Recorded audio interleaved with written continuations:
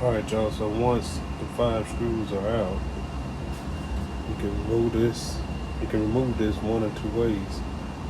You could remove your hot and cold water hoses.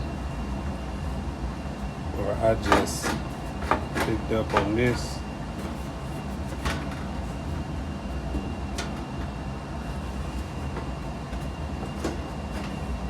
Kind of hard with one hand, but it's doable. So you just slide it back on the hoses. And it lays over just like that. And there you can see, got your control panel.